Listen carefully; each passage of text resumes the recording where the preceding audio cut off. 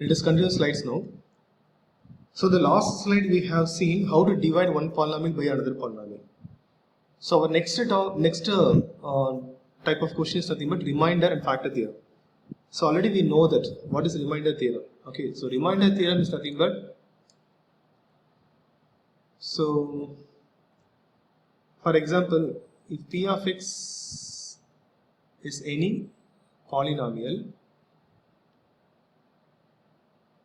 of degree greater than or equal to 1, that is, it should be minimum linear polynomial. Okay, and x minus a is another polynomial.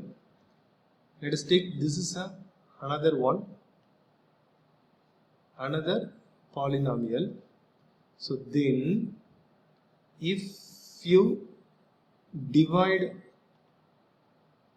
p of x by x minus a, then p of a is the remainder.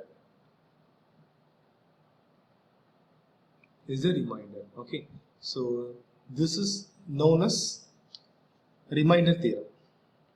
Okay, so here p of x is the dividend polynomial, x minus a is the remainder, that is x minus a is the divisor polynomial.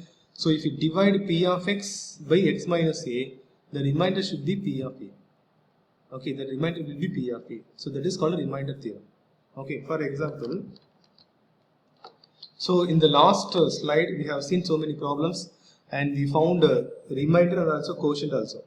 Okay, now I am going to do the same sum but through the remainder theorem. Okay, for example, 2x square plus 2x cube plus 7x square 2x cube plus 7x square plus 2x plus 9. Okay, so let us take this as a p of x.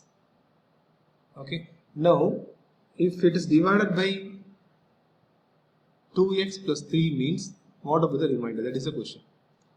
Okay, so without through the long division we can find out the remainder through the remainder theorem. How can we do it? That means, so this is a divisor given. So first you have to put divisor equal to 0. That is 2x plus 3 equal to 0. And find the 0 of the divisor. So 2x equal to, and transpose 3 that side become minus 3. So now x equal to minus 3 divided by 2. So this is nothing but the 0 of the polynomial. Now I am going to substitute this x in the given polynomial here. Okay. So p of, instead of x, minus 3 by 2. So equal to, so 2 into minus 3 by 2 whole cube plus 7 into minus 3 by 2 whole square plus 2 into minus 3 by 2 plus 9. So equal to 2 into, so look at the power, it is odd number, but here base is nothing but negative number. So if you apply the power, that is, if you apply the power to the negative number and the power is odd number means the result also will be the minus. If the power is even number means the result will be positive. Okay, so minus, so now apply the power. So 3 cube means 27. Next denominator also 2 cube means 8. Okay, plus 7 into, so here negative number is there but power is positive, the power is even number, therefore it will be positive. So now 3 square 9 divided by 2 square 4. So plus 9 by 4 because the power is positive. Certainly the power is even number. And plus, so 2 into minus 3 by 2 plus 9. Now simplify this. So equal to, so when you multiply these two, so minus 54 divided by 8 plus, so here 7 9s are 63 divided by 4 and here plus into minus minus 2 3s are 6 divided by 2 and plus 9 by 1. Okay, so next just simplify this by taking LCM. Okay, so here LCM is 8 only will come, so equal to So 8 is the LCM. So what about the remaining number here? So minus 54 plus, so here 4 is there, so you need to multiply with 2. So when you multiply with 2 means 126 and minus, and here 2 is there, so we need to multiply with 4. So 24 and plus here 1 is there, so we need to multiply with 8. So 72. Now simplify this. So 126, 72 the positive number. So these are the two positive numbers. So when we add these two positive numbers, the result is so 198. So 198 and add negative numbers. So minus 78. Okay. So yes. So 78. When we subtract it, we get, so 8 minus 8 0. Here 19. So 9 minus 7 2 1. So 120. So equal to 120 divided by 8. So equal to, if you divide it means, so 1 8s are 8, remainder 4 is there, and 5 8s are 40. So 15. So 15 is the remainder. In the last example also, that is in the last slide, we have completed, look at this, the remainder is 15. So through the long division also, we got the same 15 as a remainder, and through the remainder theorem also, we got this 15 as remainder. So that is the purpose of remainder theorem. So without doing the long division, we can find out the remainder through the remainder theorem. So the procedure is, we can put the divisor equal to 0 and find out the x value and substitute in p of x, simplify, we get the answer. Okay. And the next one is nothing but factor theorem. Okay. So what is factor theorem? So factor theorem is nothing but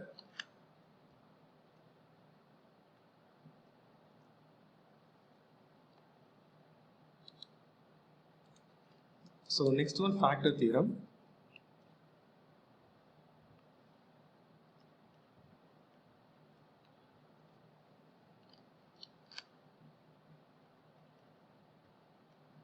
So factor theorem. So what is the purpose of factor theorem? Okay. So if p of x is any polynomial, okay. So any polynomial, and x minus a is the divisor polynomial, and if you divide p of x by x minus a, if the remainder is, that is p of a equal to 0, that is if the remainder is 0, then x minus a is the factor. The divisor will be the factor of the polynomial. So that is called a factor theorem. Okay, if you divide p of x, that is if you divide one polynomial by another polynomial, the remainder is 0 means the divisor is called a factor of the polynomial. So that is a simple way. Okay. So now how can we check? Okay, listen here. For example, check x minus 3 is the factor of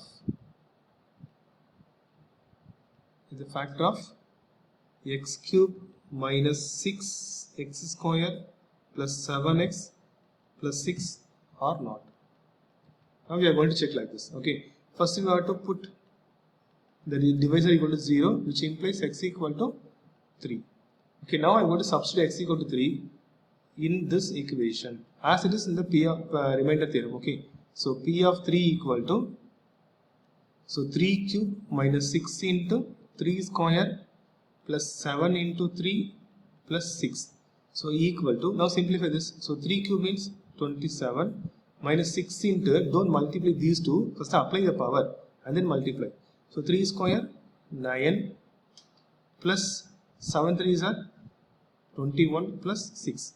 So equal to 27 minus, when you multiply these two, 54 plus 21 plus 6, 27.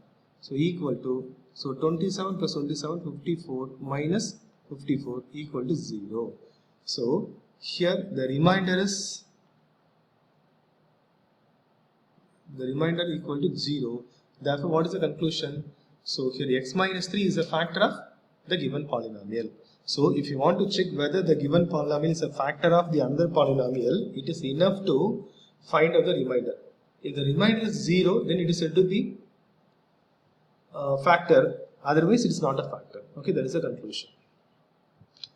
So look at the next one. So examples already we have seen, examples on remainder factor theorem. Okay. And next one, expansions using algebraic expressions. Okay. So algebraic expression already we know that a plus b whole square, a minus b whole square, that one only. Okay. So for example now 2x minus 3. So expand this. So expand 2x minus the whole square. How can you expand? It is in the form of what algebraic expression? That is a minus b whole square. So what is the formula? A square minus 2ab plus b square.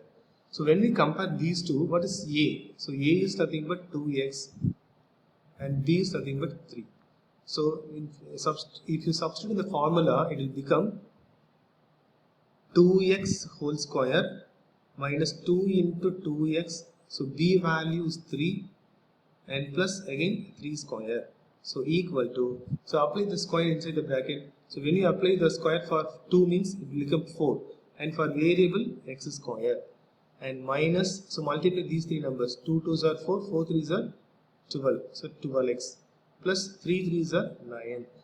So it is not possible to simplify again because all the three terms are different terms. So that is the expansion of 2x minus 3 whole square. Okay, and so that is one of the algebraic expression. And suppose instead of this one now,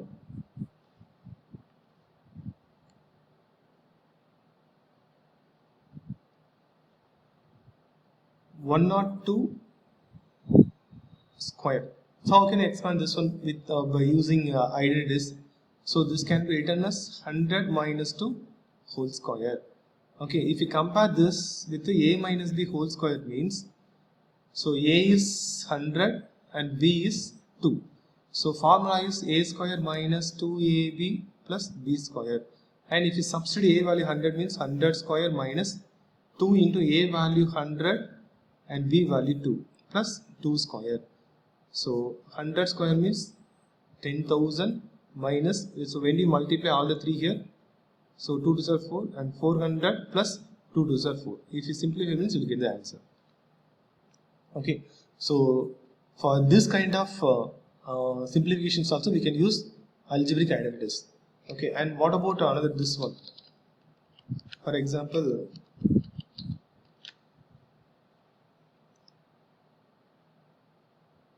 two x plus y plus 2z whole square. So this one can be done by using this formula, a plus b plus c whole square. That is a square plus b square plus c square plus 2ab plus 2bc plus 2ca.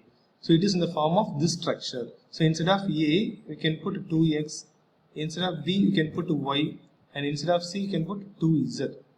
Okay, so if you substitute here means it will become 2x whole square plus y square plus 2z whole square plus 2 into 2x into y plus 2 into 2z into y plus 2 into 2z into 2x. So just I substituted here. Okay, then after simplifying, get 4x square plus y square plus 4z square. So when you multiply these two and these three, 4xy plus here, when you multiply here, 4zy plus, so here, so 2 2s are 4, 4 2s are 8, so 8zx. So that is the expansion of the given one. So in under expressions using algebraic identities, first just relate the given expression to all the identities, and first choose the particular identity and expand according to that expansion, right? So I think everyone of you understood whatever we have revised today under polynomials. So go through the video once again with your classworks, homeworks, everything, and still you have any doubt, just ask me. I will clear your doubt. Okay, all the best.